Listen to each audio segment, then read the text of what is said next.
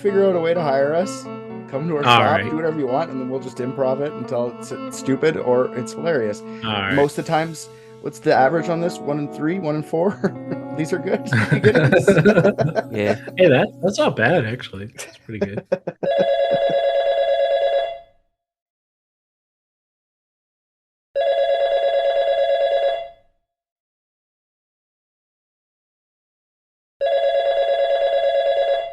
Yellow. I called you guys, or you got the phone number? Hey man, you don't have to call us from outside. You can just come in. Yeah. Oh, thanks, man. Yeah, come on in. Are you guys open on MLK Day? Yeah, we're open on every holiday. Oh, okay. Look who's here, guys. It's a customer. Hey, it's me. Hi. You remember we did the thing last time with the guy? Oh, I know where I know you from. You were outside talking on the phone. Yeah, I was trying to call you guys.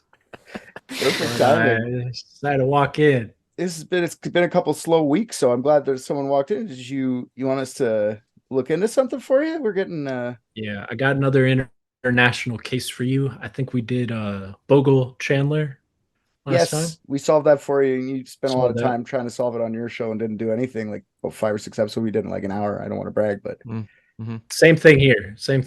I spent about 5 or 6 episodes, and I know you guys can get it for me but we're not going to Australia this time. We're going to North Korea. Oh.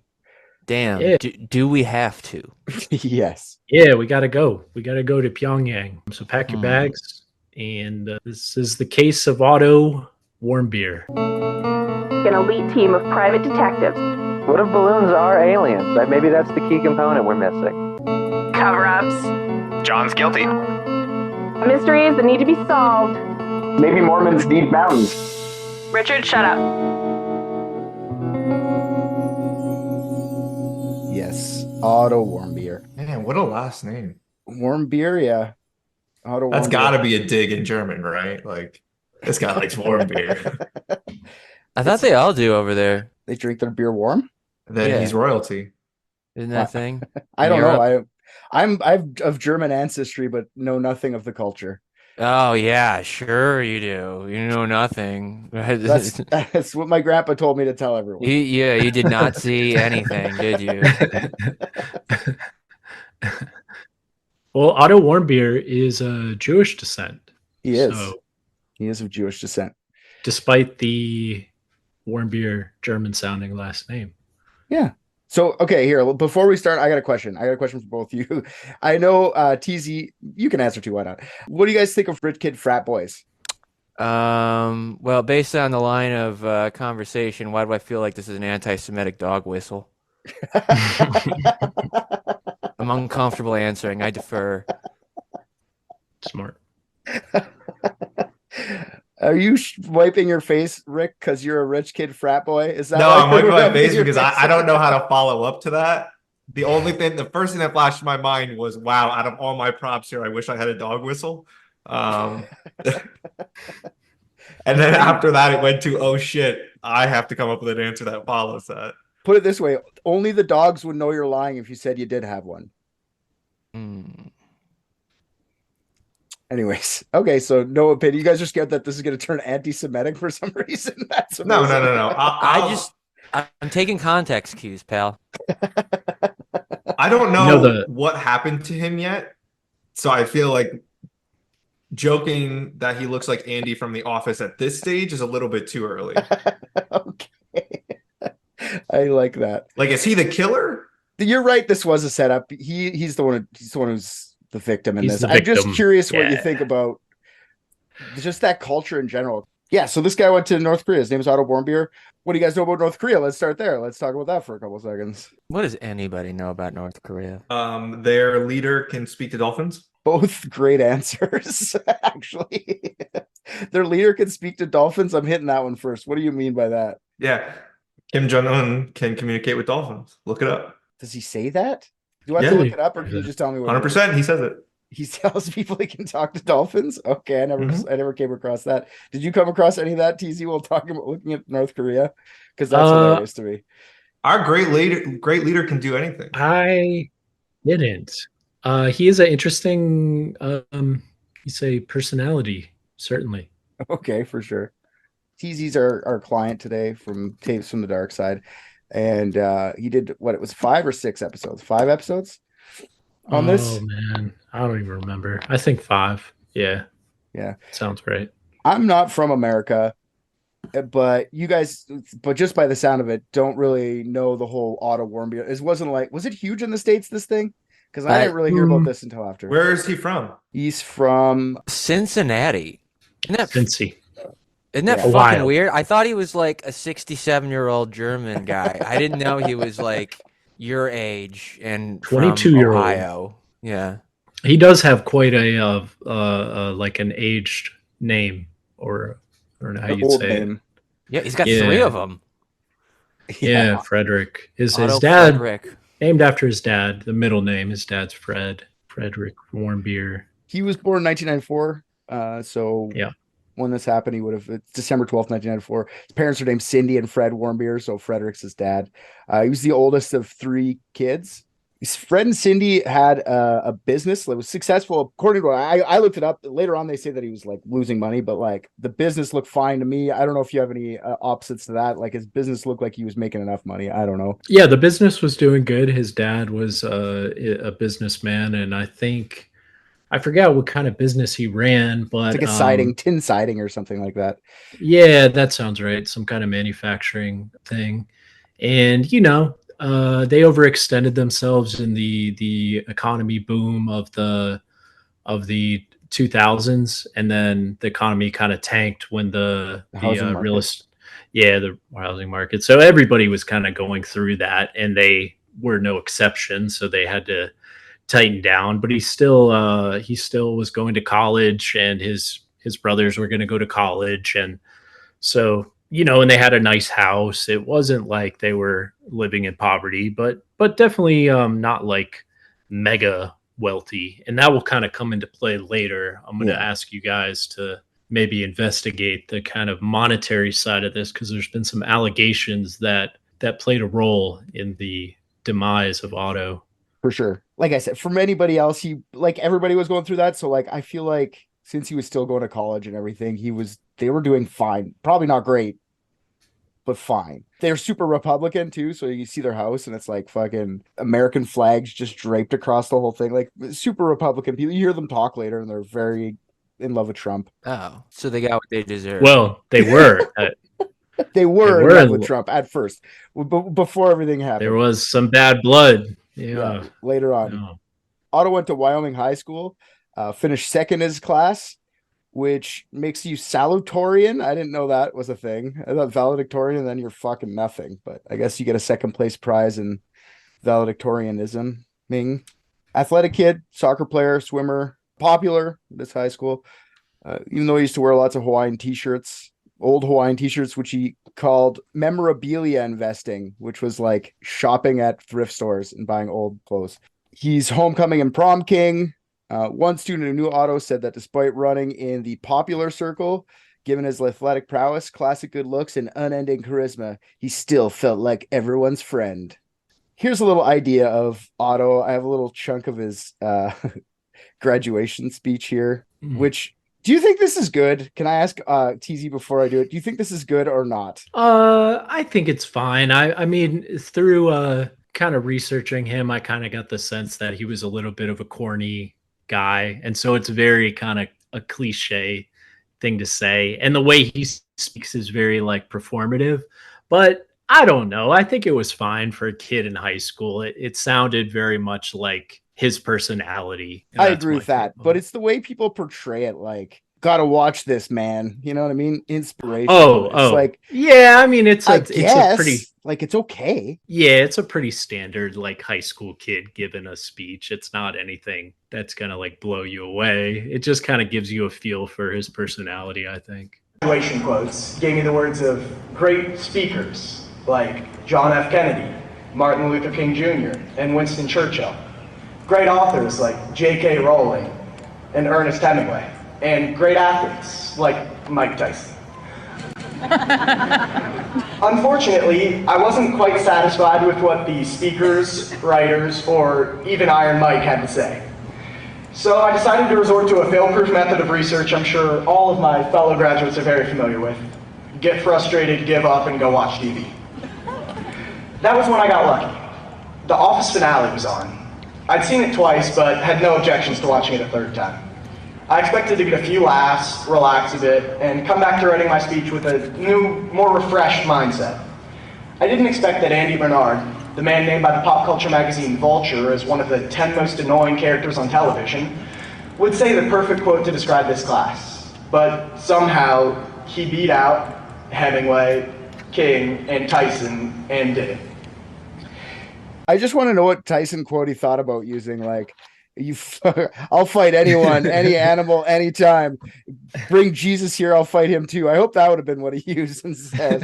I think it's crazy how this guy looks like Andy from The Office, and then in his high school speech talks about Andy from The Office. The Office. It's so That is true. a weird simulation adjacent thing there. I find it funny how he's an affluent white child immediately referencing Martin Luther King, and then also putting him in the same league as a notoriously intentionally transphobic author and a fucking. But was she back in 2013? No. I think That she was wasn't still- like a known Wasn't thing yet, was exposed it? yet.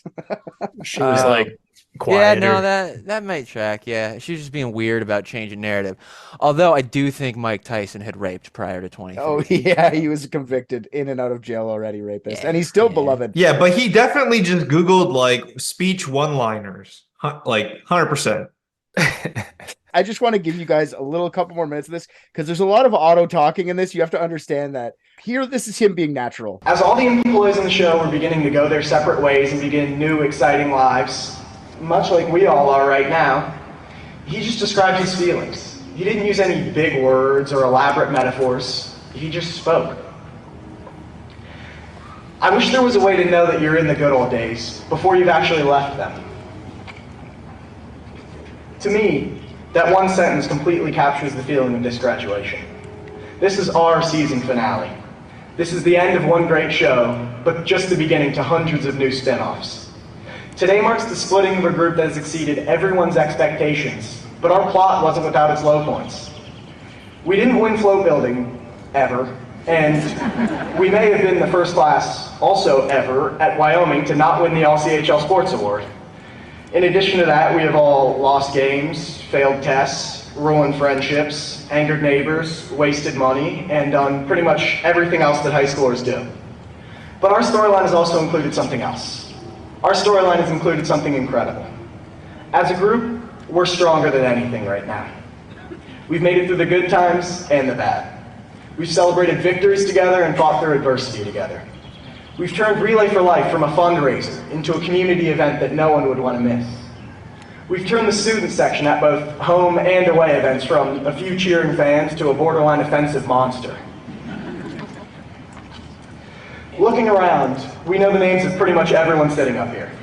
That's the product of going to a small school. Anywho, you get the point. I just want you to hear Otto talk for a couple minutes here. I have a question regarding that speech, Yes. if I may. Yes. Rick, are you fucking face blind? Think that looks like Ed Helms? Is that guy's real name? Sure is. You face blind. I think his entire demeanor, if he ages a bit, yeah, that's Ed Helms. Smooth curve. I respect it. I'm gonna let you have it. I can see it a little bit. Yeah, see it. Just a hair. I mean, you go back and you look at young Ed Helms, and he doesn't look It's like just- current Ed Helms. Just you were out. You were out. Why do you have to keep going? You were Yeah, out. no, it doesn't matter. He's got an extra win. That's what it's got to be. Okay. Yeah. I need like a website where I can go and see a timeline of an actor of their Well, three. really, if you look at this one month old picture of Ed Helms up with this 1 month old picture of Otto Warmbier, you can tell they're both babies, so they're basically the same person. Obviously, I was right to say they're. You want me identical. to? I can. I I'm know sure you you can. could. Anyways, everyone who knew Otto just said that he was an all-American kid with bright future ahead of him. I got a scholarship to University of Virginia, double majoring in commerce and economics with a minor in global sustainability. He joined a fraternity, which is Theta Chi. I don't know how to say fraternity name. Theta Chi, Theta Chi, Theta What is it? CHI. Keep going. I like this. Well, I don't know. I'm asking. It's a Just question. keep guessing, pal. Chai? I think it's chai. It's a Like Vici, chai tea right? latte. And Or is they it had cheap? a reputation of accepting like the nerdier of the pledges. Yeah, he loved travel. Been to quite a few different places already. He went to Israel on his birthright trip. Like we said, he was Jewish, and he'd also been to Cuba. He'd been to Europe, Ecuador. The Jewish thing is important to this, not in an anti-Semitic way, though it is just important in a way. He took a study abroad program in Hong Kong in early 2016, and he was supposed to spend, I think it was, they said 10 weeks studying there. So he decided before his Hong Kong adventure, he wanted to do a little trip for the new year, the 2015 or 2016 January 1st, 2015 New Year's Eve. So he thought it'd be cool to go to North Korea. He wanted to see what their culture was all about, and there was an opportunity to visit through a budget tour group named Young Pioneer Tours. Young Pioneer Tours is still around today. It's run by a guy named Gareth Johnson, based out of China. I'm pretty sure he's a Westerner. I'm not sure though. Like, Are you sure? Because that sounds like a traditional Chinese name. well, if you look at him, he's Chinese. Gareth so- Johnson. Yeah. No, is he Yeah, really? no, I'm just kidding. Oh, I was about to say. I I'm thought he pretty was sure he's a big fat white guy. He has a controversial history too. It's kind of known as the drunken young pioneers North Korea tour. Yeah, they've gotten in trouble before over there. So I'm always suspicious of middle-aged white men who live in an East Asian country because it generally has something to do with something they may or may not have stored on hard drives at different points in their life. Mhm. Yeah. The Office, old seasons of The Office. That's right, yeah. Mhm. Pirated. British Office. It's like, I The gotta British get out of here. NBC's on to me. Makes sense. Yeah, no, they don't really hide that they're fucked either, because like their slogans like "Destination Your Mother Would Rather You Stayed Away From." Although now they're not they haven't been able to go to North Korea for I forget how long the travel ban. Just Americans. I went there the other day. I could book a tour today. Oh yeah, Americans. Just right. Americans, Canadians. Wait, can go- whoa! You really? August 31st. Relations with Canada is just like, yeah, sure, go on over to North Korea. There's nothing going on over there. He calls his tours for people who hate tours. North Korea is his most popular tour because if you go to the website, which is still around, like this place still exists, you go there, portion dedicated to North Korea tours and then other tours. Like it just has one section for North Korea completely. I would be Kinda so sounds terrified like- because like I would just start talking about the Arby's meat mountain and then I would get arrested because I fucking told them about the plenty in America. You'll see what Mhm. they'll see what they get away with. They get away with more than I thought you could, actually, because like, so yeah, in 2015, these tours were considered safe for U.S. visitors, according to the Young Pioneers, because that's what they would say. Even though the fucking State Department said, "Don't go to North Korea. This is a travel advisory. We will not be able to help you if you go there." But Young Pioneers like, "That's all good." It kind of sounds like the Russ McCamey of guided tours. Yeah, pretty close. It's true. It's actually true because I did a full episode on Russ, and yes, It's crazy.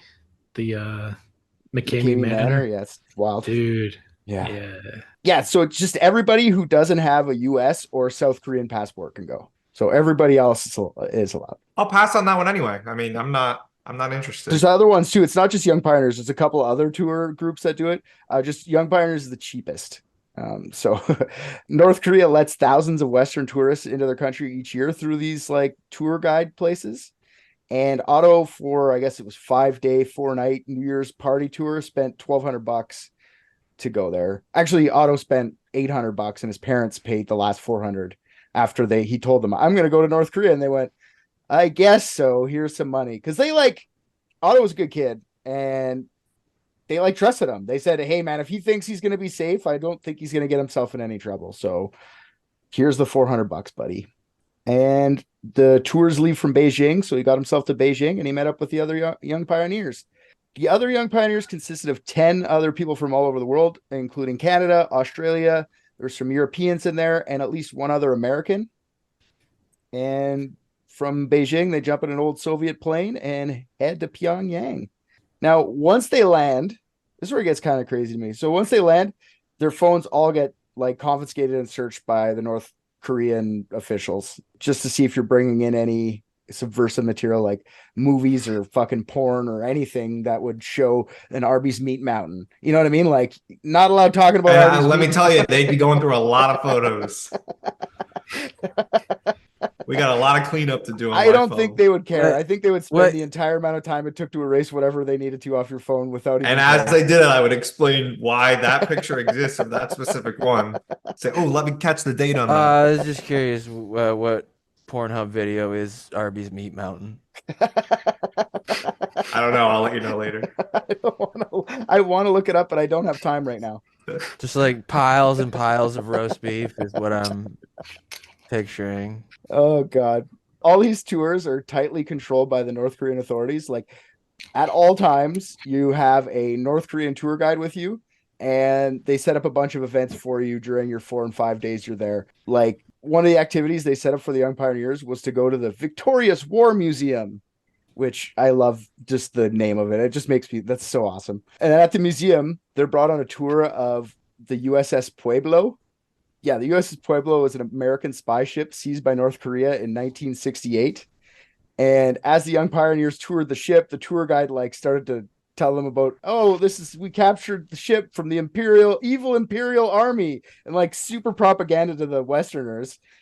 And like, I just started reading a little bit about the fucking USS Pueblo. Only one American died in the capture of this, but like 82 other American soldiers were captured. And these 82 captured soldiers were beaten and starved for 11 months before they were released. The 82 dudes were tough. When propaganda photos were taken of them, they were secretly giving the camera the finger. If you go look at all the photos they were sending back to America, they're all giving the middle finger. And the North Koreans didn't catch on that the middle finger was an insult at first until after.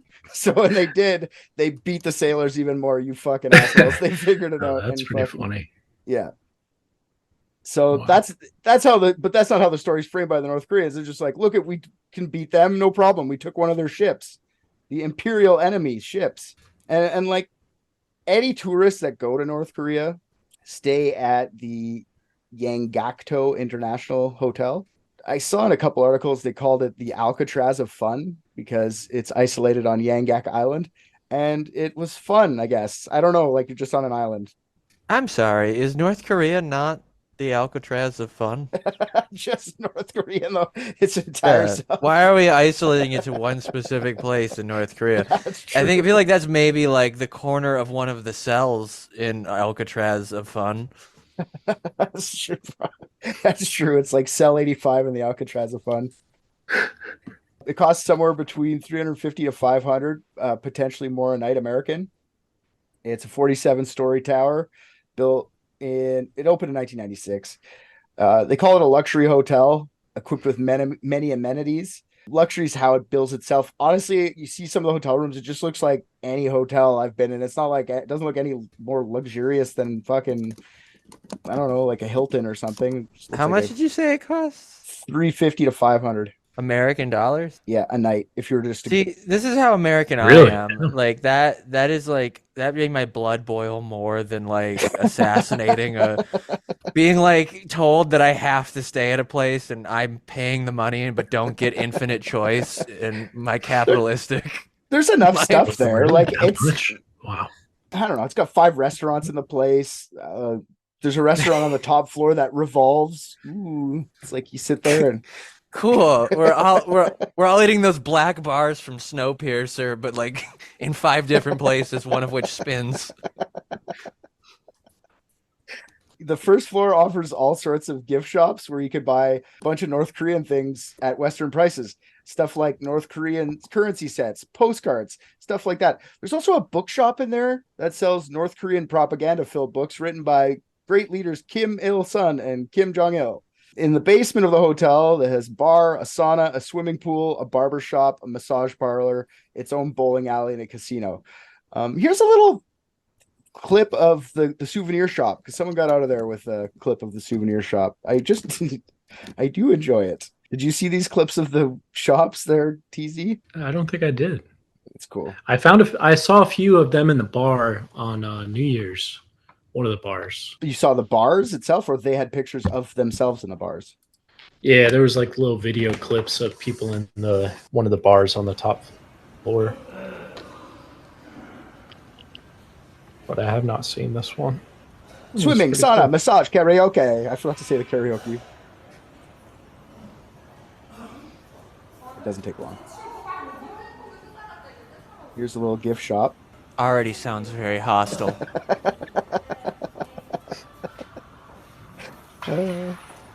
There's our Korean version of those books. We got the English version of those books. We got a German version, I think. German version of those books. Nice. Do they have a book on why the guy changed his name from Il to Un? He got better, I think.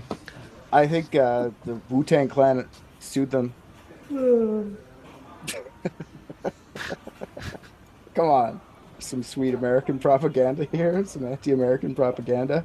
Just a bunch Honestly, like, this poster. obviously I'm supporting this, but I would be buying like one of each. Like, this would make great art to hang up in random ass places. I feel like you are going to end up like Otto Warmbier if you ever go there. Do not go there. That's some foreboding. I would never. I would. There's just no reason. But also, I don't think I would try and steal something from an authoritarian country while I'm being watched 100% of the time. There's a good comic book. Anyways, I just want you to see, this is like, I agree. Like, I find this, it's not that I want to support it. I want to just have these things because it's super rare. You'd never see this anywhere. It'd be super cool. And all the snacks. I'm sure someone at Etsy has copied down the same propaganda poster, and I'll happily hang one in my office sarcastically. Sarcastically hang anti-American propaganda. I like that. Yeah. Why not? But all It's those like little snacks are just nutcrackers. Elko wafers in different colored bags. Let's check Etsy. Anyways, so there's just a little souvenir shop. I figured it'd be fun to see all the, and that's just like the first floor. As soon as you walk in, it's like, I can't imagine the rest of that place, like North Korea. They didn't finish building it. Like that's all you're allowed to see. Another big thing about the Yangakto Hotel is as soon as you walk in there, they tell you nobody's allowed on the 5th floor. Stay away from the 5th floor. The 5th floor is for Korean workers only. Americans or any foreigners, stay out of the 5th floor. Absolutely off limits. Even like the guest elevator skips the 5th floor. Like it goes from 2, 3, 4, 6, like no 5th floor. The staff elevator has the 5th floor. That's a fucking test, though. I mean, they're literally just nonstop saying like, "Yo, we got a secret floor." I feel you. That's what I said too. It's like when I'm at a hotel, I'm only going to my floor unless someone says don't go on a floor. Then I'm like, I'm going to that fucking just floor. skip the number on the official floor and just like yeah. Feel like it's a honey pot. Oh man. Oh, I would have ended up like him too. I've been like, what do you think's on that floor? I did read something that said like the night they decided to go up there, they were talking about it, and most of them weren't even aware of it until somebody brought it up. It's kind of like, oh wait, like no one really looked at the buttons and they missed the signs. It was kind of like They missed that they weren't supposed to go into it, or well, I mean, they knew they weren't supposed to go, but it wasn't like they went to the hotel knowing that. It's kind of like it would be easy to not be aware of it from what they were saying. I don't know. I feel like I'm hyper aware of everything the second I get there, just to be like, how do I avoid dying? For sure, getting arrested. For sure. Right. Now, I did see that too, but I feel like that's backpedaling by the guys that were there at that time because I'm looking at videos from prior to when Otto went there, and they're literally saying in the video, like, we were told not to come up here. We're coming up here anyway. Look they skipped the thing.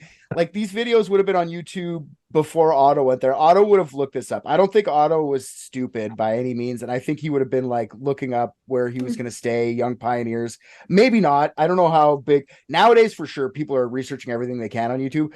2014, maybe. I don't know if it was the same.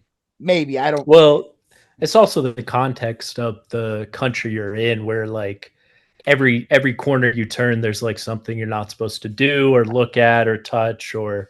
So I mean, it might have been kind of in that, but yeah, I could see that. I'm with Richard. YouTube was still in its infancy, being 9 years old and everything. Right. That's not what I mean. I mean, people just the culture of like going on YouTube for everything. Listen, you ask a 9-year-old to try and figure something out for you, it's going to be a little difficult. You've not met 9-year-olds in today, 2024 times.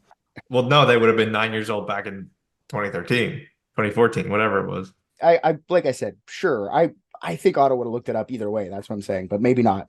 I think Do you think we can get his search history? yeah, Otto Warmbier search history.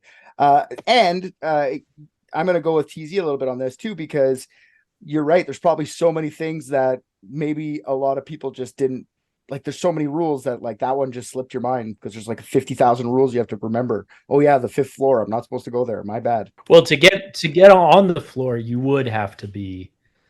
My point was like if you're going in the hotel, you're not like consciously aware of not going to the 5th floor, but to get to the 5th floor, you had to intentionally Oh yeah, find for a sure. secret set of stairs and like go up this place that looked like you're not supposed to be there. So. For sure. Yeah, but why do they make it so tempting? I agree. If you just didn't say anything, no one would go there. And you post a guard right at the elevator or something, because just if you know you have guests, you don't want them there. Someone goes there, you're done. Well, Go do turn you around. think this is something I never really thought of? But do you think it was like a honeypot? Like, don't go here. Now, if you go there, they know like, oh, these are the Americans we got to keep an eye on. You know what? You're up to something. I don't know, man. I don't think they had anything that tasted as good as honey there. Because, like, did you see those fucking snacks? They look sad. Yeah, that's true. It was like a poop pot. Hey, I would believe it, honestly. I'm gonna go with. I've thought of this. How this is the reason they made it so tempting is to get someone they could hold over the international community to get whatever they want. It doesn't have to be a spy or something. It could just be like a rich kid, you know?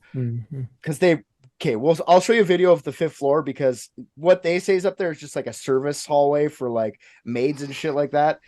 But like, buddies, there's 2 videos here that show a little bit more than that. Did you watch all these videos of the 5th floor? Probably the same ones, yeah.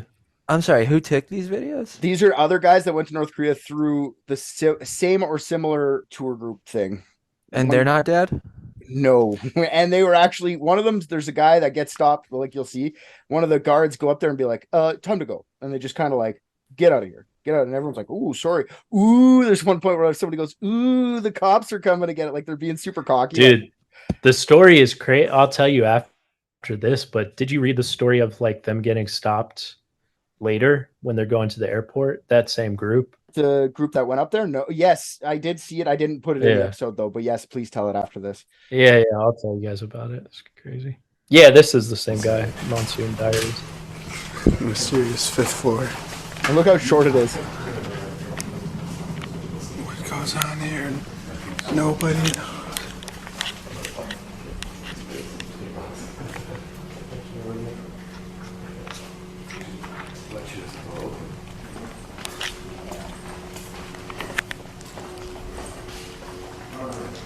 Yeah, all this propaganda is to keep their workers motivated, okay?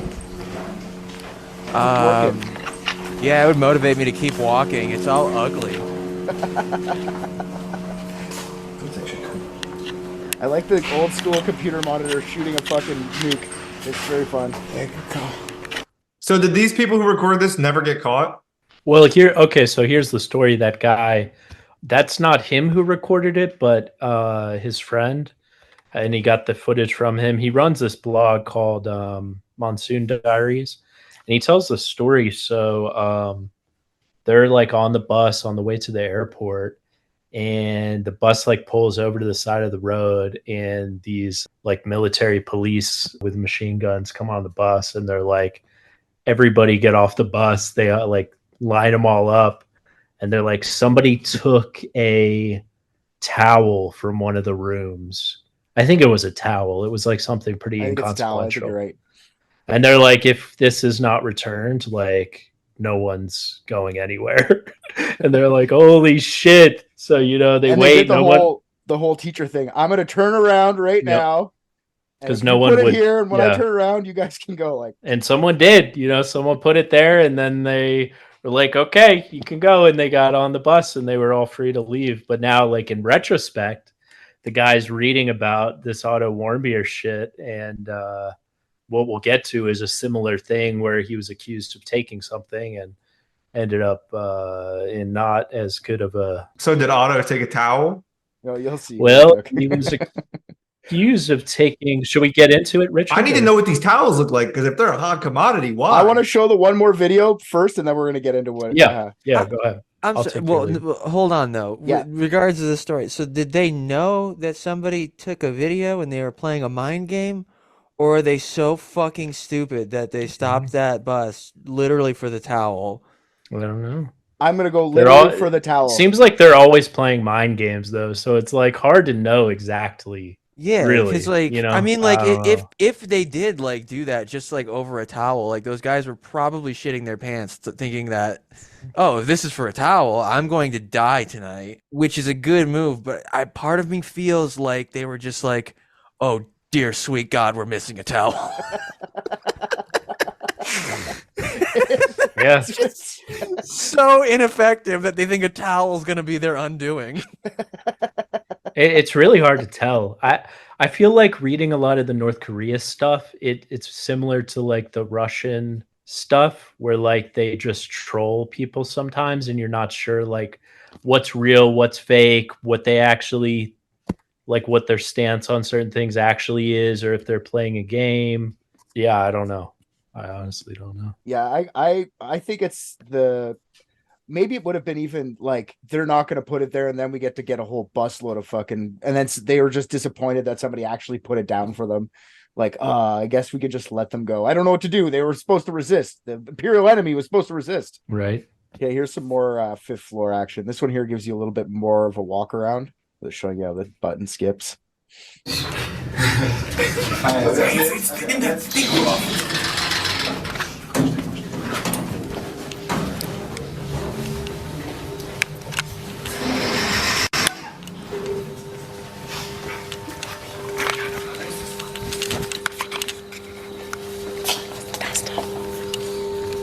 And they know they shouldn't be there. They're fucking whispering and shit. Like,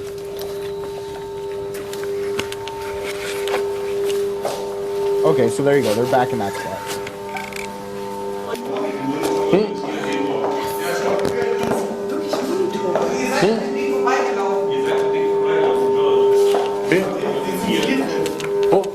Mit der offenen Tür. Einmal nach rechts reinfilmen. Da stehen die, da sind die drin.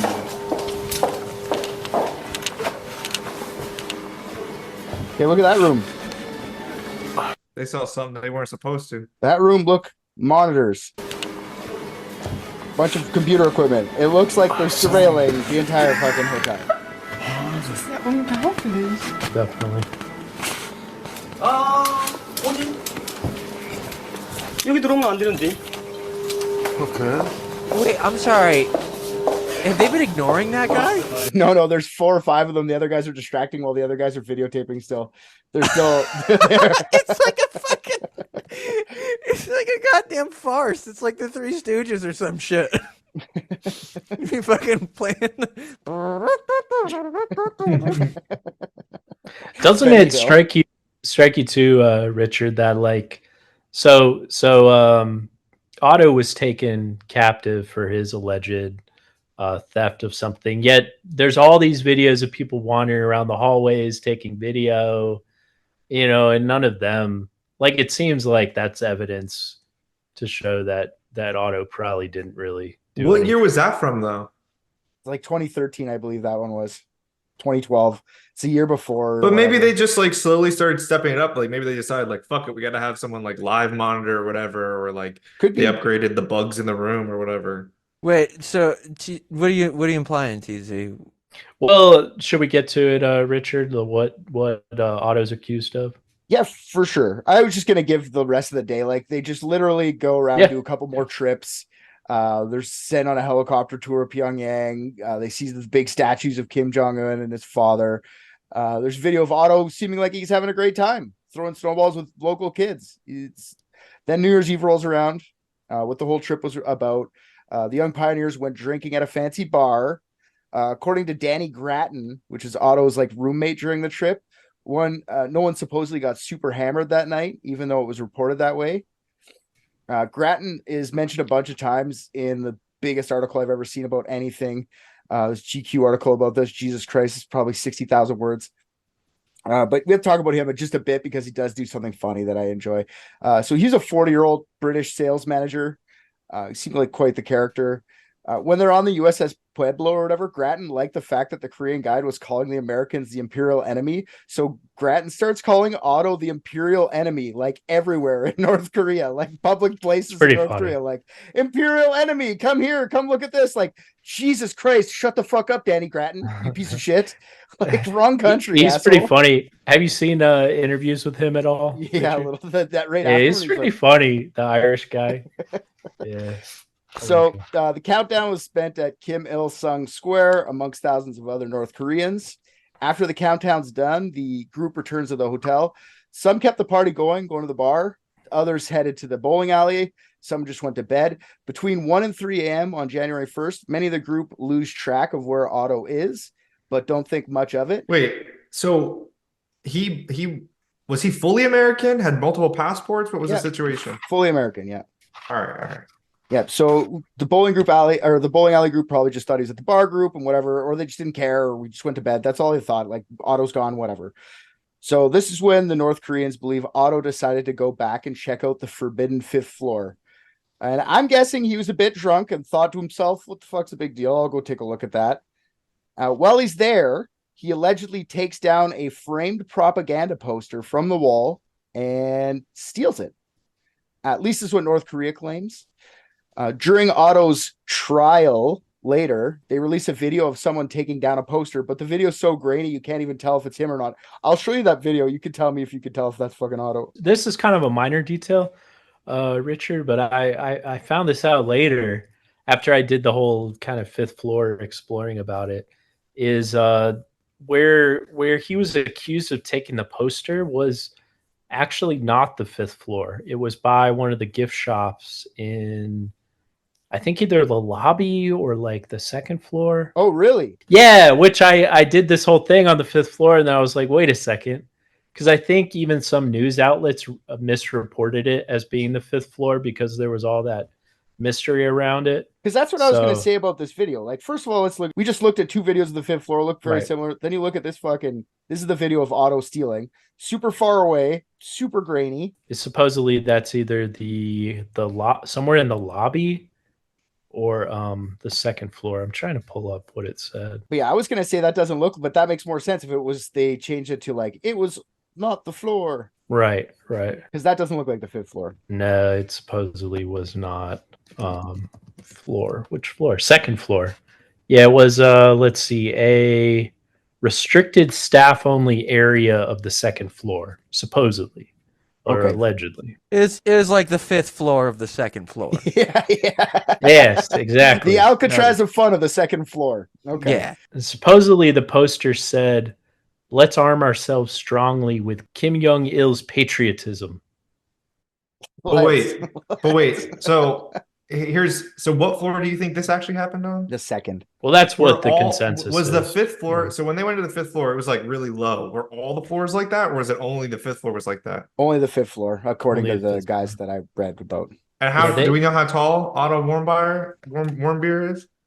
I don't. I think he's like average height, 5'11", 6 foot. Yeah, I was gonna say 6-footer, but that's just a guess. I have no clue. That was rude to call that average height, but all right, like 6'2". 5'5". No. Was he actually 5'5"? Yeah, 5'5". Wow. Oh, really? Did you make that up? Or? Above average height. Wow. Well, I mean, according to this random page, yeah, he's Fair enough. 5'5". Wow, he's a short guy. You just said what it said, and it was a piece of thin metal, apparently, rather than a piece of paper or cardboard or whatever. So you just like bend it, but it was like a stop sign or something like that. According to North Koreans, Otto brings the propaganda poster back to his room and gets some rest. I'm guessing he and the guests have another day of sightseeing or whatever, because they leave on January 2nd. At Pyongyang International Airport, while awaiting departure, Otto is arrested. He's one of the last people to get his passport checked, and it was taking him longer than the rest of his travel companions. 2 guards just come over from behind him, tap him on the shoulder, and lead him away. Otto didn't make a fuss, got up and walked away with them. Apparently, he didn't even look too scared. And as he was being led away, our buddy Danny Grattan said to his new friend, "Well, I guess that's the last time we'll see you." Wow. It's kind of true. When their plane's about to leave, everyone's panicking. Where the fuck is Otto? Why isn't he on the plane? An official enters the plane. A North Korean official enters the plane, telling the rest of the young pioneers that Otto is very sick and he was sent to the hospital. He's not going to be flying out today. And then the plane takes off and flies back to Beijing without Otto. January 2nd, not long after Otto's detained, the U.S. State Department heard about an American in custody in North Korea. They immediately got to work trying to get him out, but knew this would be a hard task. We'll talk about what the State Department's doing in the background in a little bit. We'll just talk about like Otto first. Oh, I think we know what they're doing in the background. What are they doing? I want to hear what I think. I don't know, like something with pedophilia. That's what everybody thinks the federal government's doing, right? You're probably right. They're all at Epstein Island. It was fucking 2014. Yeah. February 29th, 2016, the North Koreans hold a press conference. The North Korean state-run KCNA, the North Korean Central News Agency, announced they had detained Otto for a, quote, hostile act against the state. And they let Otto explain exactly what happened in his own words. Otto admits to committing the crime. He says a lot. I'm just going to show you some of this video. I can't show you the whole thing. It's a fucking half hour. I would love to, but you just got to get a feel of. Remember I showed you how he's talking when he wants to talk? Let's see what he talks like when he doesn't want to talk. After I planned in detail to accomplish my plan, I arrived in Pyongyang on December 29th, 2015, through Beijing. On the early morning of January 1st, 2016, I committed my crime of taking out the important political slogan from the staff-only area of the Yangakdo International Hotel, aimed at harming the work ethic and the motivation of the Korean people. After committing my crime against the people and government of the DPR Korea, I was detained on January 2nd, 2016, at the Pyongyang International Airport. I was clearly given the task by the Friendship United Methodist Church. I was encouraged by the Z Society. The United States administration already knows about my act through the CIA, which is closely linked to the Z Society. I love how I jump right into that. I think this is a fake video. It is not. No, I think it's like a deep fake of his voice. It like if you go back to when he says like the word CIA, like it says it like an auto-tuned like robot when you do the voice or the text to speech shit. Honestly, like turned it into a word and he's like, see ya. Honestly, it wouldn't shock me. Like I'm trying to watch his mouth too to see if it does that weird like United States administration and the politicians use the Friendship United Methodist Church to harm the DPR Korea by all dirty ways and means. By all dirty ways and means sounds like you're right. It sounds like someone put a Korean way of saying something into like a Google Translate, and you might be right. It might be a deep fake. I don't fucking know, but I don't think so. What's up with these two bars over the top of I don't know why we're all being Otto Warmbier apologists when he's clearly confessing to the crime that he committed. Well, this is also for context. This is if this came out today, I would say there's a good chance it could be a deep fake. That's true too. In the time, 20. Yeah, but you have to remember that there's a difference between what governments do and have access to and spend time on versus like the everyday people, right? So like now we find it really cool. You have to remember that the government of America and the government of North Korea have two different things as well. Like, I'm sorry. Yeah, but not when it comes. I mean, realistically, when it comes. And you guys need to fucking remember, if there's a cool sci-fi way of explaining shit, Rick's gonna take that. Okay. When it comes to cyber stuff, though, I mean, North Korea is super active. There's no reason to believe why they wouldn't have access to some sort of deep fake technology, or the fact that maybe China would even help them cover it up in that way. So I don't know. I would need to see a video where it's like, how weird is it that this bar is covering his face? Here's another one that I find interesting, lost in translation. Thank you for your question. I will now explain the preparations that I took while in the United States. I took many detailed steps to prepare for my crime in the DPR Korea while I was in the United States. In order to know more about slogans in the DPR Korea, I did an internet Google image search with the keywords North Korea slogan in my rented Virginia apartment. I saw, over 30 images. Some were framed, but I thought that could easily be removed. They were large, red, and rectangular. They were printed on a thin metal that I thought could easily be folded to fit in my suitcase. On December 23rd, 2015, I stole street signs for practice, and I kept them under the bed in my rented Virginia apartment. Then Sounds I reasonable. discussed with my friend excuses that I can make. If detained, I plan to say Yeah, that I was dude, this drunk just sounds like did the not normal way remember. people speak If English. spotted with the I slogan, don't know what you're I plan talking to about. falsely state that I had bought the slogan at a souvenir shop. That is why, at the start of the investigation, I tried to falsely state that I was drunk and had no idea. Then, on December 25th, 2015, I intentionally packed my quietest boots, the best for sneaking.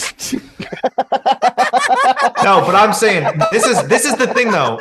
I wonder what like quietest boots translate to directly in Korean, because I I agree. like This it is- literally sounds like it was a typed up thing and direct Yeah. Google translated and It's just exactly what happened. absolutely shit Yeah, the bed. yeah. Well, that's- well, yeah. whether it was a deep fake or not, that's exactly. But it's kind of weird. Like he's saying it without reading it off the paper on some of these things. No, like he's looking down and I reading. feel like he had pretty good motivation to memorize. I know it. he's looking down, but like I would not be looking up one bit. I would be like, I'm not saying a single word No, wrong. Like Do you think? Okay, this is about a month after he was taken, a month and a half, 2 months almost. Yeah. That all they did every day for those 2 months was made him read that over and over and over until they did it the way they wanted him to do it. He memorized it. It was mostly memorized, guaranteed. I think too the way the video's playing kind of choppy through because we're watching it through Richard replaying it. It's a little smoother on YouTube, and it was also an international press conference where they have like high definition photos of him like in handcuffs, like walking into the building, sitting at the desk. I mean, he was only 5'5", right? They could have in a month built a skin suit and fucking inserted any North Korean into that. I'm not arguing that it was a good deepfake. Here's also the Occam's razor for the time. It would have been far simpler if they had him, captive, just to show him the script and say, read this or we're going to kill you. Unless he got that injury much sooner and he couldn't speak. Well, we'll talk about injuries in a bit. Well, let's talk about I'll just give you a quick rundown of this. So he mentions that he got the idea from the Friendship United Church. Otto was Jewish, didn't even go to this church. He said that his friend went there and the congregation, like he went over to his friend's house for supper one day and his friend's mom, I guess, and the congregation wanted him to steal some propaganda so they could display it in their church as a trophy, because that's what churches do around here. Get trophies from angry, like that's. Anyways, it's such a weird. Could you imagine that we actually believe that? And I just came back from North Korea and I showed up at my local church and I was like, I brought you guys this. And they'd be like, what the fuck? Put it beside the crucifix and look at it right there. What do you think mission trips are? It's literally what they do. To get They send people to go to hostile get the countries. trophies. Yeah, and their trophies are put in the human basement. fucking beings. I guess. If they had chosen like the Catholic Church or like some like Scientology, they needed something other than like the Methodist Church. Like they needed something a little more conspiratorial. Especially not when it's called friendship. Like I feel like that must be a much more sinister word in Korean. You're gonna see something in a couple minutes that I find is a weird coincidence about the friendship thing. So yeah, so he tells that the congregation wanted him to get, and they were gonna pay him in a new to you car worth $10,000. So if you steal this, you're getting a $10,000 car because your parents are in a lot of financial strife right now. So we're gonna give you a $10,000 used car. That's clearly a Korean person being like, what's like an insane thing that nobody would have? Like we got to think of the best price you could get. They're rewatching old Price is Right episodes and they're like, new car to you. Yeah, not even like a nice new car, like just a $10,000 used car that's got like I'm fucking, 150,000 kilometers on it. Like it's dead. It's done. Extremely modest fucking car. Then he said that the church said if he gets caught, the church was going to pay his family $200,000 for the education fees for his brother and sister that he was responsible for because his dad wasn't making enough money. So since he's the oldest, he was supposed to pay for his education fees. $200,000. $200,000. In addition to that's only if he gets caught. That's only if he gets caught. He's going to pay off the parents with the $200K. That's also a weird Well, fuck, you'd want to get caught then. Right. That's kind of a weird addendum. Like, why not both? Yeah, exactly. Yeah. It's the church. Apparently, he saw the books of the church. They had $10 million in it or something in their bank. I forgot. Well, that's fucking crazy. That it's like, okay, I successfully complete the job, and I get something that every fucking high schooler gets when they turn 16. Or you finance my siblings' education if I fuck it up. And I am held hostage by North Korea. The American dilemma. Well, he has a funny saying. Like, I can't show you the whole video, like I said, but he said, "This is where I thought I could strike it rich," or something like that. He says something fucking like cliche like that.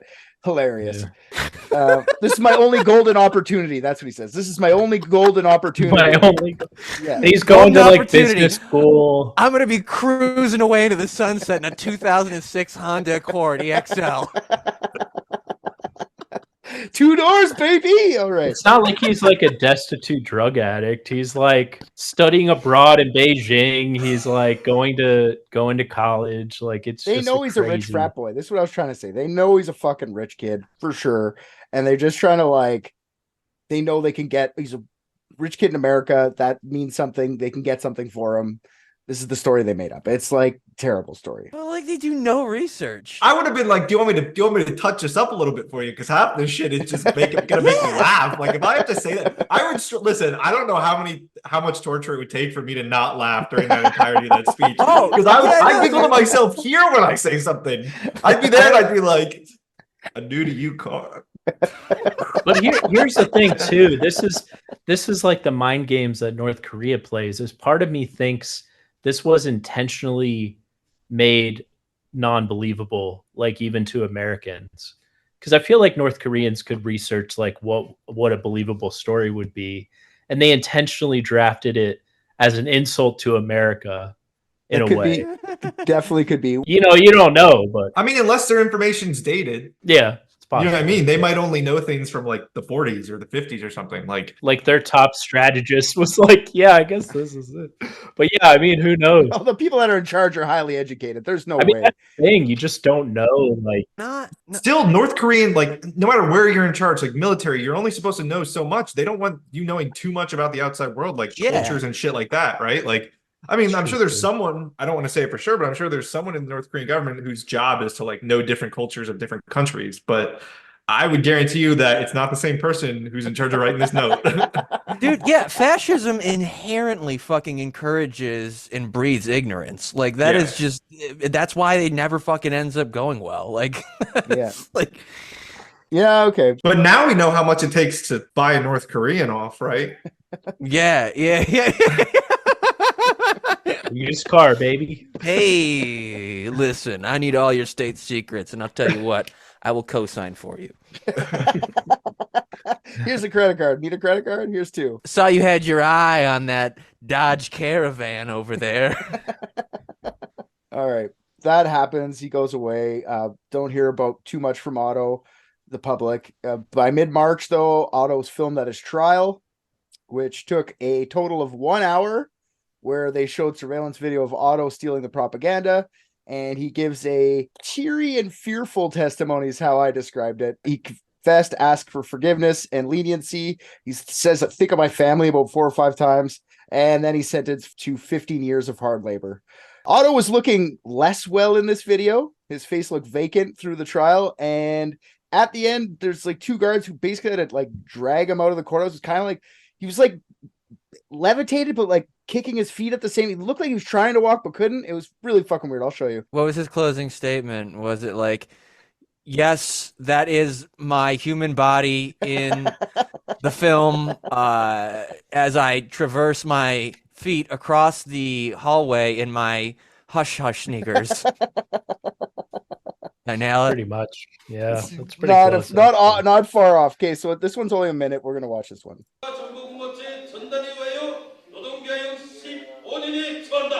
How I was used and manipulated. Please, act to save me. Please save my life. Please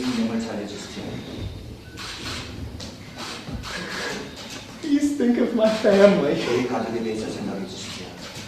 I'm the oldest son in my family.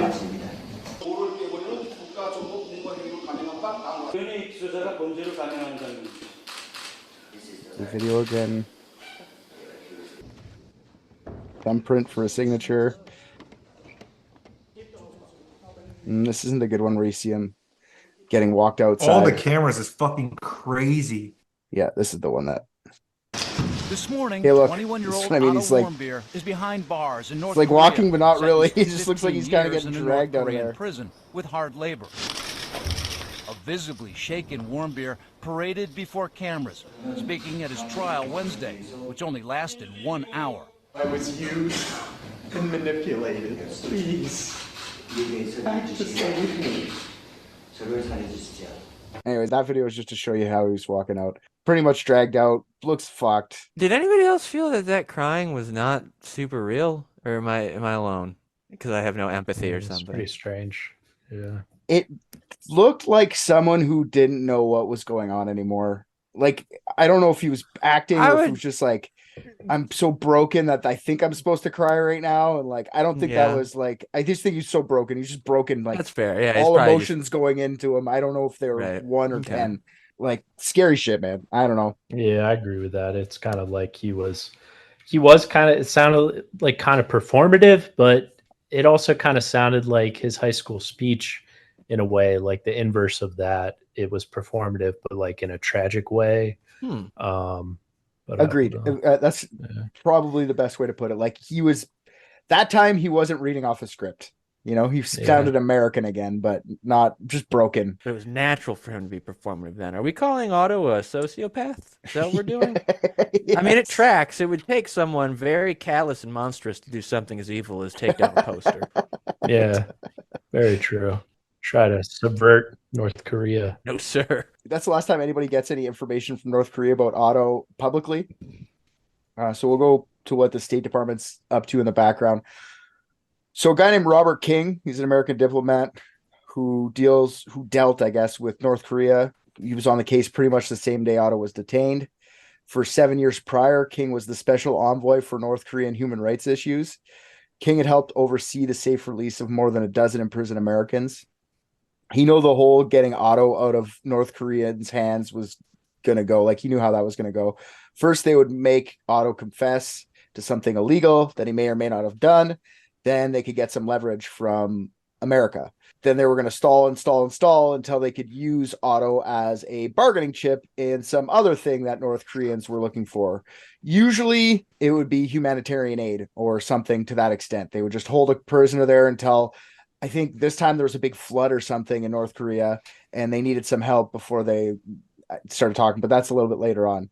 So King meets with the Warmbier family, tells them how this is going to take a while, tells them it's going to be a marathon. This is going to be a fast race. So this might be a couple of years. So let's do this. So first thing, King needs some leverage over the North Koreans. King actually worked under the Obama administration, and the relationship between the U.S. and North Korea was in shambles under his presidency. North Korea didn't want to deal with America at all with Obama. So most of the time, if King wanted to deal with the North Koreans, he would have to go through the Swedish ambassador to get a hold of the North Koreans. But as soon as Trump was elected, they reached out to make a deal for Otto. Richard King retired and was replaced by a guy named Joseph Gunn, the newly appointed U.S. representative in North Korea policy. Representative from North Korea was supposed to come to America on February 2017. They're going to bring up Otto then, but that was stalled because Kim Jong-un orchestrated an assassination of his half-brother with a chemical weapon at an international airport. So no more talking in North Korea. We got bad press right now. So that got all stalled. It didn't take too long for the two countries to get back to the negotiating table, though. By April, they were back talking. Representatives from both countries met in Norway and made a deal to get a Swedish ambassador to meet Otto and a few other Americans detained in North Korea. Not long after, when the Swedish ambassador was about to go there, he was denied access to Otto, but he was actually allowed to see the other detainees that North Korea, like the American detainees.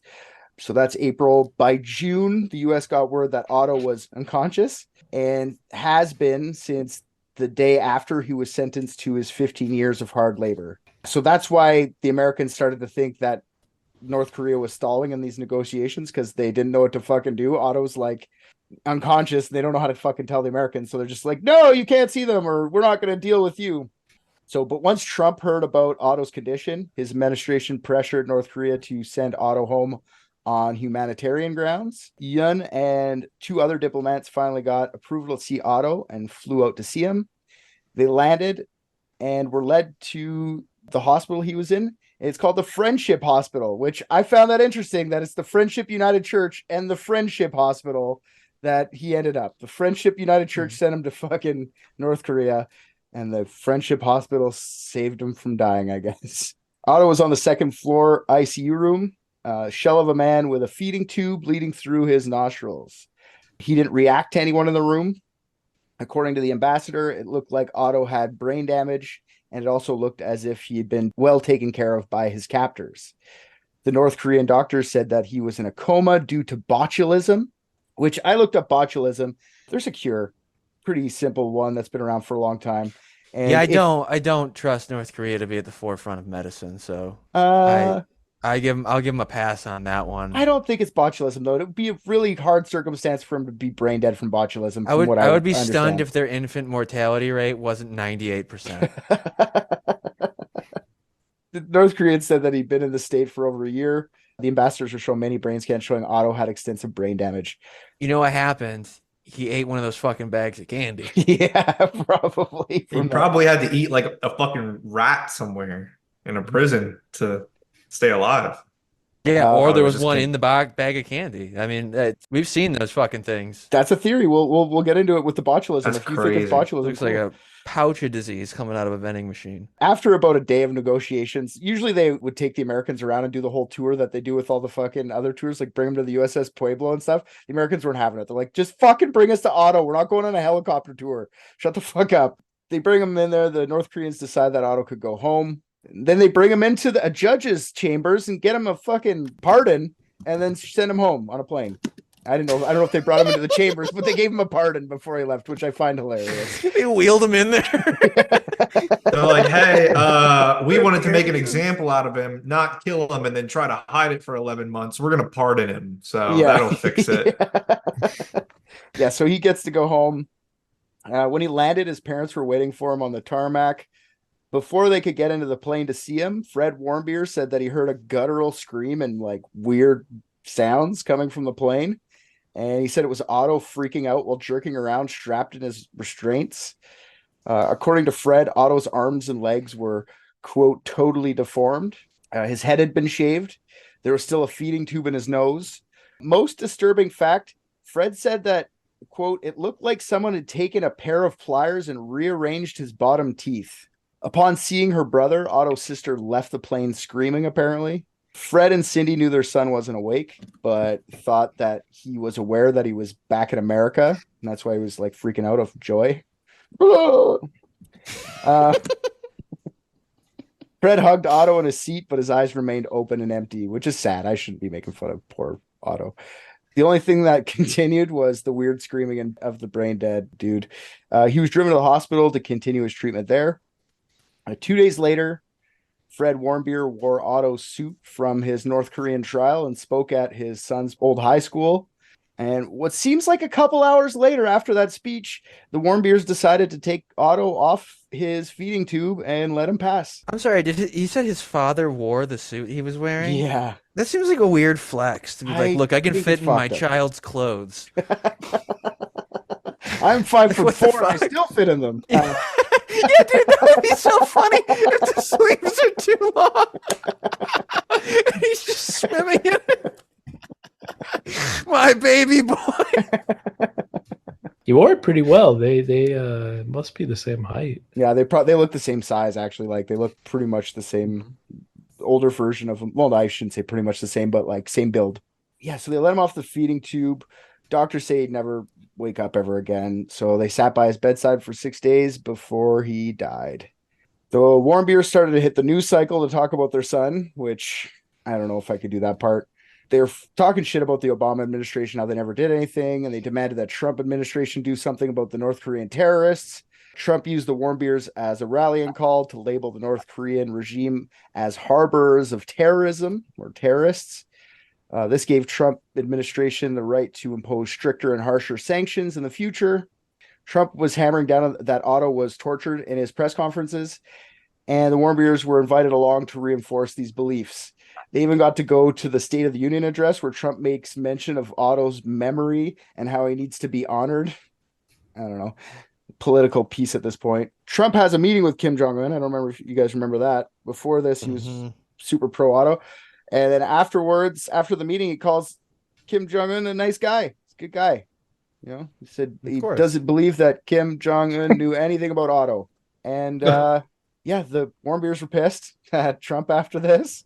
They felt used. And do you guys know that when Trump was originally campaigning prior to 2016, there's an early thing where someone asked him about the bathroom issue with transgender folks, probably like 2015 or something, and he's like, "What are you talking about? I have no idea what you're talking about." Like had no knowledge of it. And the very next time he's in public and being asked about it, he's like, "Not in my country." I know it's a dead horse, but the biggest fucking idiot. Like, you couldn't surprise me less than saying he came back impressed with Kim Jong-un and a successful dictator. Wasn't he pretty staunchly pro-gay rights, like before he switched to... For sure. Oh, yes. He was, because he follows whatever gets his ego stroked the most. Like, that's always been him. Or gets his penis stroked the most. Also that. Or gets people to watch The Apprentice. Yeah. Exactly. In the case of his penis, he follows a middle-aged Jewish guy to an island to participate in certain activities. Yeah. Good old Trumpy. Yeah. Poor guy. He's misunderstood. That's what I think. Yeah. I fail to understand it on a daily basis. That's a good way of putting that. I like it. You could figure out how it went from there. Just life goes on, man. Like, people forgot about Otto, and he's a good guy now, and fucking North Korea's probably got better relations with North Korea now than America ever has. The mystery we're trying to figure out today is, I guess, what happened to Otto? How did he come back in a coma like that? There's a lot of wackadoo theories out there, honestly. Like, I don't even know if they have any merit. Like, oh, he had an allergic reaction, so he was in a coma. Like, I don't know if that's a thing that can happen. I tried to look it up, but I don't see it anywhere. So I'm not even going to really give that too much of a thing, but there's a couple other theories. It's kind of funny that this could only happen to like a privileged white kid. Like, I mean, I know like bad things can happen to other people, but something this unique would only happen to somebody who could afford a lifestyle that would put them in a position, yeah, for sure, to then travel the world, and particular North Korea. Like, imagine being able to go like, you know, it'd be funny if we went and spent a weekend completely imbibed in fascism. You guys want to do that? You want to go do fascism for a weekend? And then just took a little piece home with us for our local church. Because, well, that's the thing. It's like you have to be so fucking delusional to be like, oh, nothing bad will happen to me. Let me just roll this up. No, that's the privilege part of it, for sure. You have to think you're so invincible that you can go to North Korea and steal and no one's going to catch you. Like, God. I'm white and American. Yeah. Well, there is the controversy of whether he took a poster or not. Perfect. That doesn't even go into That's what I'm saying. I need like character accounts for him. Was he that brazen, or was that definitely made up? Right? So, like, well, I want to know what that is. Like, what is there like another thing that people suppose happened other than him taking something? They were just grabbing the first American they could for. Yeah, they just grabbed him because they had some background on him, and they used that as an excuse. Yeah, which I think is pretty plausible. I think that's way more likely than he actually stole anything, because that video, if they would have had video, they would have showed him walking towards the camera or something. Like, that video does not look real. Like, it looks like it was super staged. Like, oh yeah, no, it looks like they tried to intentionally obscure it. Yeah. Do you know the exact date he went to North Korea? Do we know this? 28th. I could look. I could go back. 28th of what? I want to understand better. Is the supposition is that like they were gonna grab an American no matter what to do something with, or someone that, yes, but not even that. I mean, it could have just been an opportunity. Like, I think what was happening geopolitically, that was also the lead up to when they were testing more of their nuclear missiles, and there was that ramp up, and the United States was coming kind of back with some rhetoric like, you know, we obviously are not approving of this. So it's kind of like, could have been like a way to kind of sidetrack the attention. Was that before or after the president of the United States trolled a dictator on Twitter? Slightly before. So Obama was technically, it was like his outgoing last year, I think, 2017, 2018. Yeah. So then Trump took over like right in the middle of negotiations, the beginning of the negotiations. And Holy shit. yeah. Could you imagine like that And like to be that's when we had the whole you remember the Hawaii false alarm that nukes were being launched at Hawaii? Yeah. Everybody's like, oh, this is the end of the world. So it's crazy shit. Dude, I can't imagine anything like fun. Like, I don't even care like if somebody like actually voted for Trump. If you were over like a prisoner of like any kind of like foreign country and risking being imprisoned for life, and you're like, they're fighting for me. Okay, cool. So what's going on? Okay, well, so Obama did have this pretty good deal, but then like there was an election, so now Donald Trump is the one who's bartering for your life. And Trump, I mean, the crazy thing is Trump got him back, but he was effectively dead when he arrived on US soil. Man, like, there's a good chance maybe he could have come back whole. But Trump is like, when he landed, Trump was like campaigning on, or not campaigning, but celebrating it. Like, I got him back. And it's bro, you, and then there's the whole Dennis Rodman thing we didn't even get into. God, yeah. Dennis Rodman went over there and was like, basically the day Dennis Rodman left was the day they released Otto. So, I mean, on the surface, it really looks like Dennis Rodman's the one who pulled the strings to get him over. Dennis Rodman is a big part. A lot of people do say that Dennis Rodman had, like you said, like probably the guy who was like, just send him home, man. I'll dunk one for you. I'll play one-on-one with you, man. Dennis Rodman even says he did it. Like he said, Dennis Rodman goes like, yeah, I had to go like say something, man. He's like my friend. Yeah. So it just really strikes me as like imagine like like you order from like DoorDash and then like you get like a notification saying like, oh, your Dasher had to cancel the order, but then you get like a text from this random number that's like, no pal, I got you, I'm gonna bring your food straight to you. And then it's like it doesn't get there till like the next morning, and he's like dropped it 3 times, and it's like all like crushed and cold, and he's like, then you just see somehow like you end up friends with him on Facebook, and he's just like patting himself on the back like, you won't believe the good deed I did last night, guys. No, I see. I know what you're saying, but no, he was already in a coma before Trump was president. I don't. But it would kind of be like that DoorDash guy, hooks you up, but he brings you your food and it's just like he just like took a shit in it, and it's just like disgusting. It's like totally ruined. It's like you open the container and it's your son in a vegetative state. Yeah.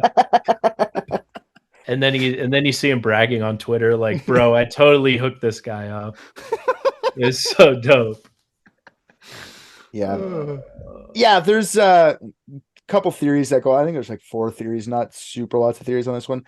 But the main one, not the main one, the first one I want to talk about is the North Koreans are telling the truth, botulism, which is the first part of that name of the theory is the North Koreans are telling the truth part makes me not believe it at all.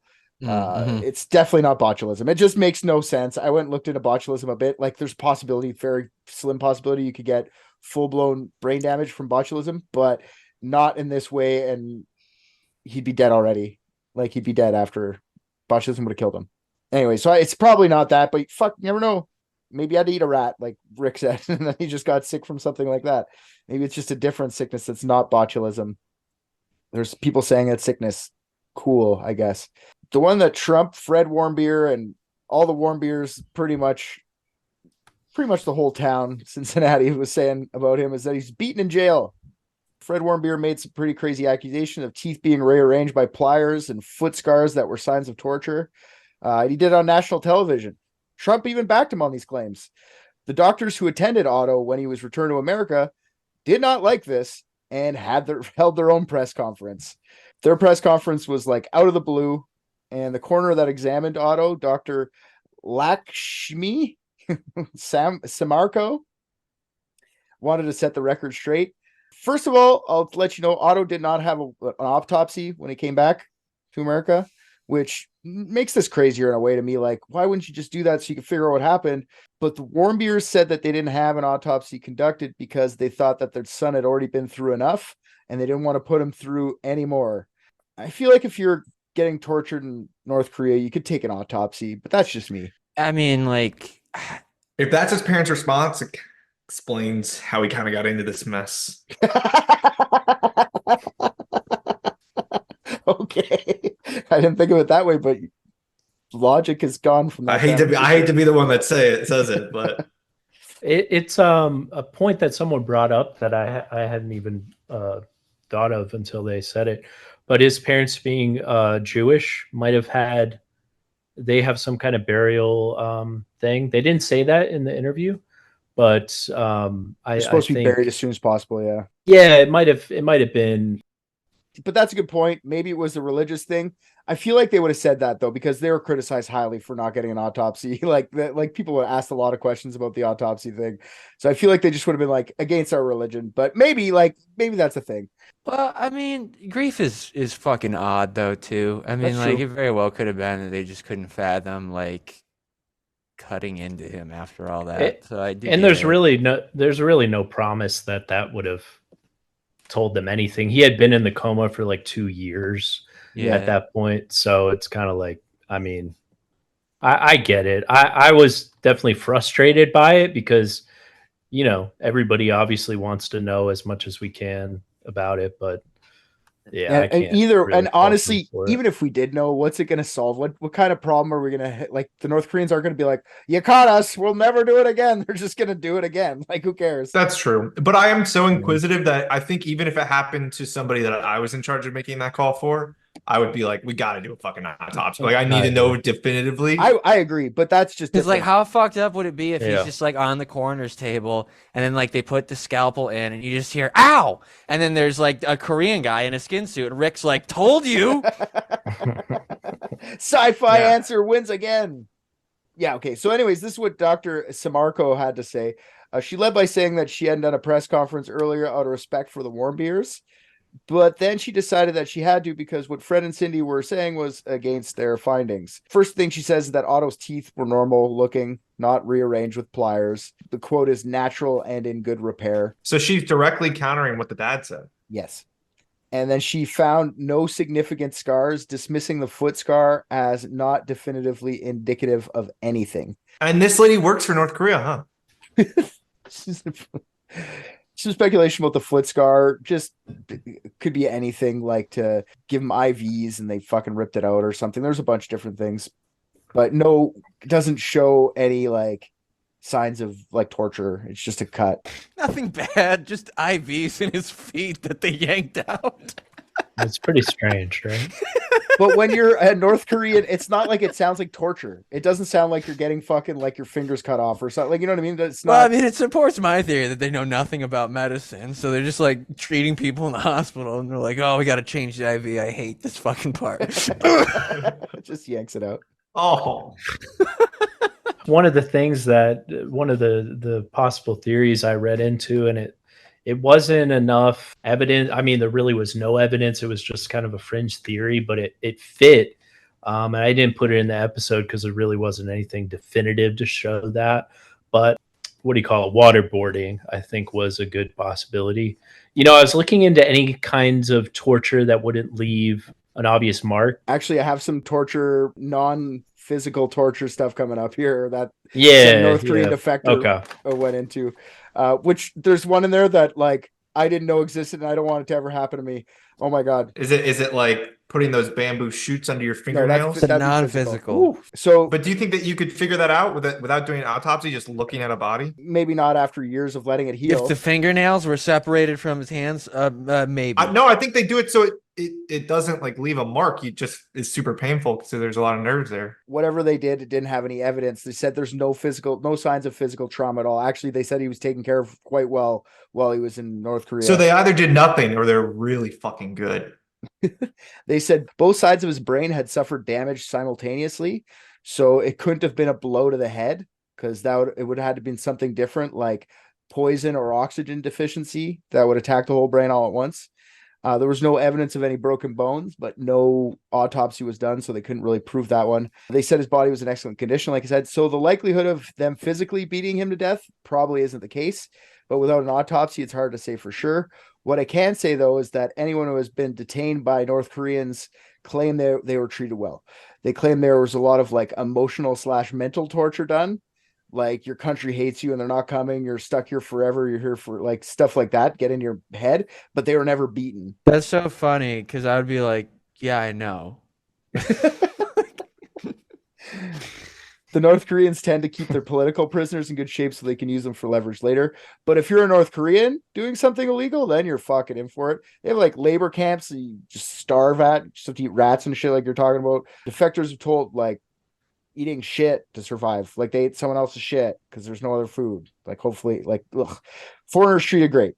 So I doubt that he was beaten to death, but it is in there as a possibility. Just this brain damage alone shows that it's probably not the case. How can you tell that both sides of the brain that damage happened at the same time if there's no autopsy done? Like, what's the brain scans science behind that? All the brain scans. There's dead. But how? I don't understand. Like, if my brain gets fucked up a year ago, how do they know? They have brain scans from the North Koreans from the moment he was left in that hospital. All the way they gave him everything.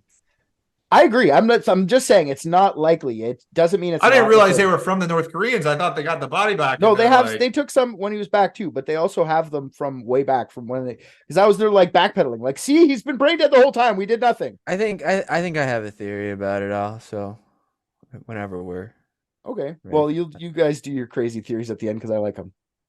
The next theory is poison. I don't think it's crazy. Well, maybe it's not crazy, but most of your theories, yes or no, are crazy.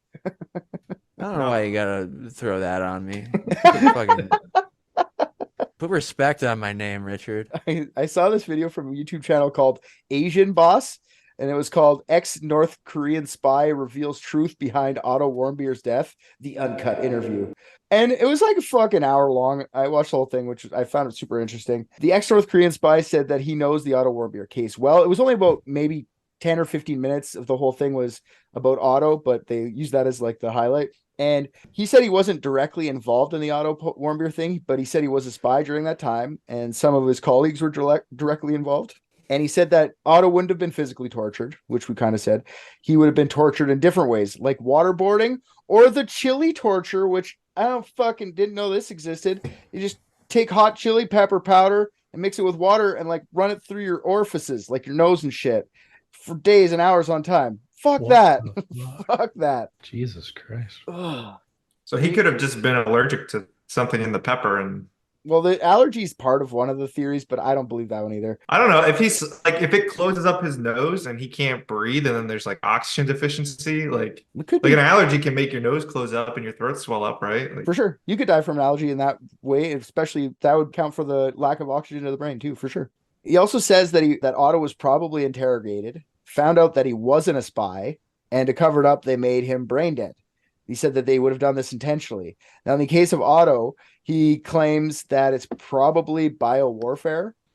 He says that North Korea is involved in a lot of illegal biowarfare research that the rest of the world says is illegal, and North Korea goes, fuck you, we're doing it. He also says, like, North Korea has so much biowarfare that if their like lab was broken into or whatever, they could kill the whole world, which cool, whatever. I'll believe it. I don't see why not. It seems like an evil thing that North Koreans would do. They said that the biowarfare research was headed by a guy named Ri Sung-gi, a North Korean scientist whose claim to fame is the inventor of vinylon. And it's just like a more economic version of nylon, and it's widely used in North Korea. It's so famous in North Korea that it's considered the North Korean national fiber, which I was like, there's a national fiber of North Korea? Cool. Like, that's fun to me. After he invented vinylon, he was made the head of North Korea's chemical nuclear weapons program. He worked on stuff no one else in the world would know about. The ex-spy is pretty sure that North Korean government have something to make him go into a coma, damage his brain, and make him a way that he would never wake up. That would be undetectable to Western scientists. Just they're so advanced in that crazy stuff. He says it's about a 70 to 80% chance this is what happened to Otto. I'm sure that is a thoroughly calculated figure. Well, that's what he said. It's only his opinion. And I don't want that one to be true because it's scary, but I could see how someone could believe that. You know what I mean? Like, They have Yeah. such an like a weapon that could just brain dead you without being able to figure it out. Scary shit. Thoughts on the bio warfare guy? North Korea is known for bio warfare shit too. So Yeah, I have thoughts on that, but I'm gonna hold on to it. okay, I think if they did that, and the whole point is to keep these secret programs secret, it's really risky to give his body back when they know this dude's basically dead. that's true. Yeah, I kind of think. And they could have gotten away with never That's doing true. it, never giving it back. I think they would have gotten rid of the body if it was something to that nature. It's not worth, like, I don't know, unless they knew for a fact there wasn't going to be an autopsy. That's a coin flip. I mean, that's, I don't know. Yeah, I agree. I don't think it's that, but it's scary to think about. And whatever. This guy was. It was a good interview. If anybody wants to watch that video, I'll link it. It is fun to watch. The last one that I'm pretty much leaning towards is that Otto, once he got a sentence, tried to kill himself, didn't succeed, brain deaded himself. They tried to save him. He was in a coma. It was too late, and they didn't really know what to do. I just think that's the most likely Occam's razor thing for me. He just got back to his thing, tried to kill himself, and choked himself out, and they just saved him. Yeah, I'm with that. I'm gonna jump off that and just give my theory now. Then it really feels like just like an oopsie that they tried to like save face on and just did a terrible job because it's North Korea. And when in reality, it probably would have been more understandable if they were just like, "Ooh, yeah, this happened." And instead, like they did that thing where like they covered it up and it just made it worse every time. Like they just got deeper and deeper into the lie. And Asian countries are, I mean, I don't mean this in any kind of prejudiced way, but they're kind of known for their oopsies, you know? Like, you backpedal like 70 years ago, like, you know, you have Japan, like, you know, just going about their business, and all of a sudden they're flying planes in the military boats in American waters.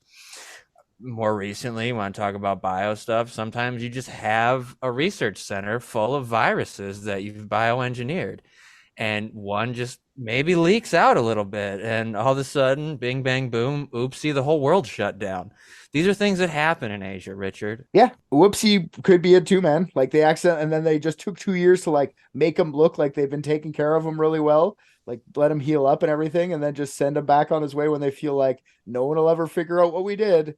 You know, that's why it still could be bio warfare. Maybe it just was never going to be detectable anymore. That's why it took 2 years. They took blood sample every fucking day, made sure that they wouldn't find what they were put into them. You know.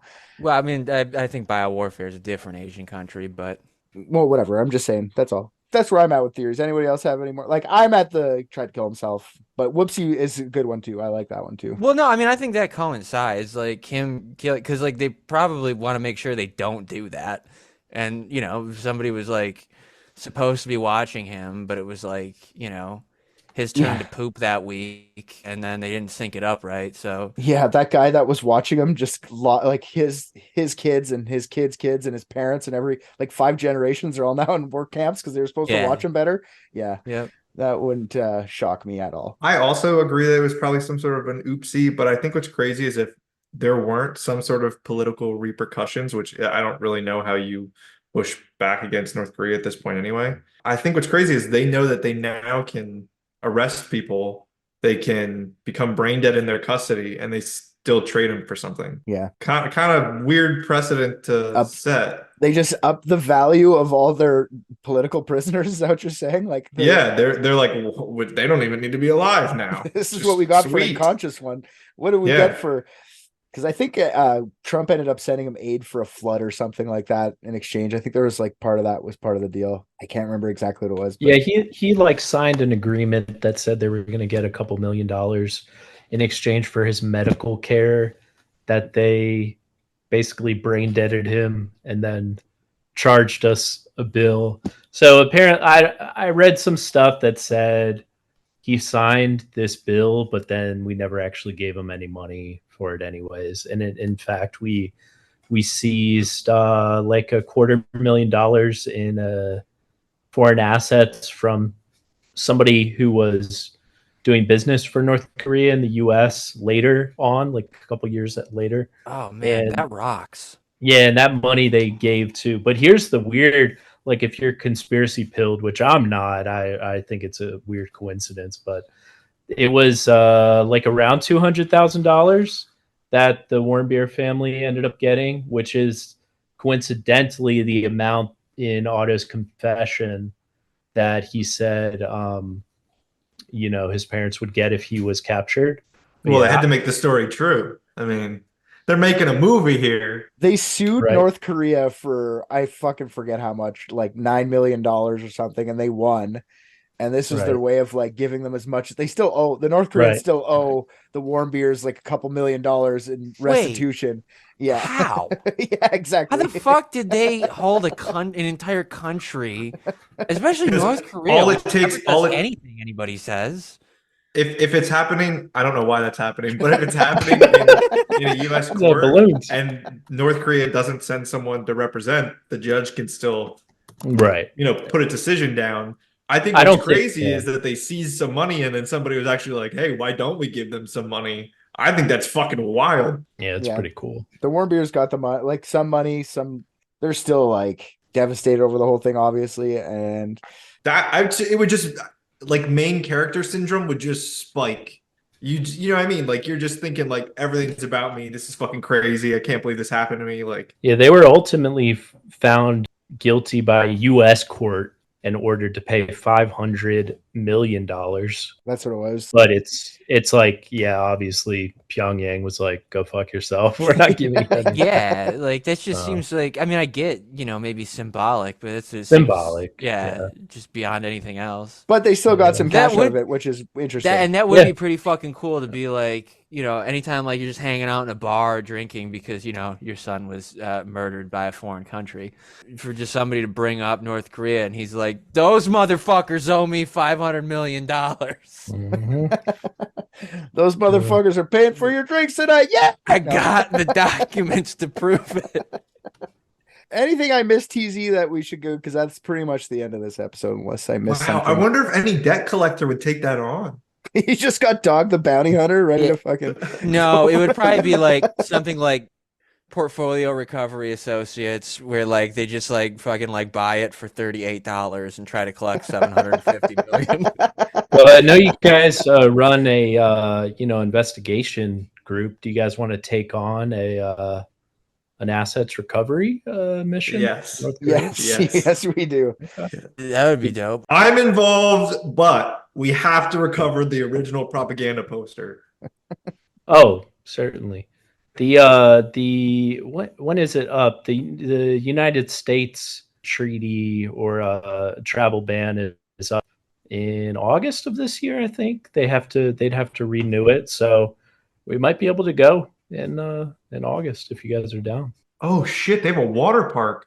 Oh shit, they have a water park. We're going to collect. Wow, it did not take much to sell me on this place. Holy shit.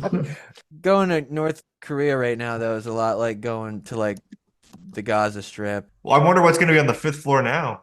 Yeah, we got to go up to the 5th floor in the Yangakdo.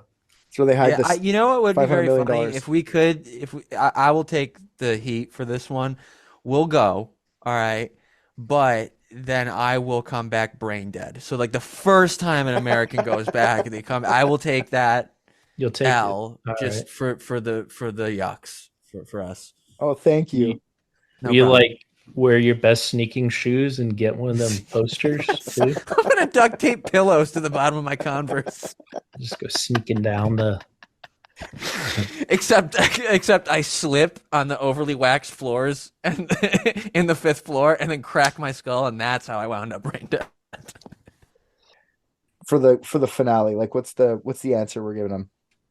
We just gotta wrap this up because it's done. Unless you guys have any. 3 for 1. They're all true, pal. You paid for 1 solve and we're giving you 3. How lucky are you? Thanks, Yeah, guys. we're running a deal. 3 solved. I knew you could do it. Times 3. Did you know we could do it 3 times? Yeah, that's great. He got beat, got poisoned, and he tried to kill himself all at the same time. Okay. Well, I think that's a fitting conclusion because at the end of the day, how he died really doesn't matter too much because we know North Korea is basically the cause of it. You know what I mean? That's kind of what I came to the conclusion at the end of the podcast was like, no matter the specifics of how he died, like North Korea killed him for basically no reason. Like even if he did steal a poster, which he probably didn't, Like, even if he did kill himself, which he probably didn't, like, they. Yeah, oh, yeah. What if an autopsy did happen and they found that there was some sort of poison used and it was classified, so the parents just said, "No, we never had him autopsied." Like, they were told to say that. Could Totally be an option possible, too. too. Yeah. I do feel that is a very good point. We all agree that North Korea did it and China did COVID. I'm glad we all agree on that, guys. I mean, yeah. All Pretty right, much. all right. Wrapped it up. Thanks. I'll send you a bill in the mail. All right, thanks, guys. TZ, thank you for coming. I appreciate you. Yeah. That was 2 hours of your time that you could have probably done something Hey, it less was fun, fun, man. but more useful.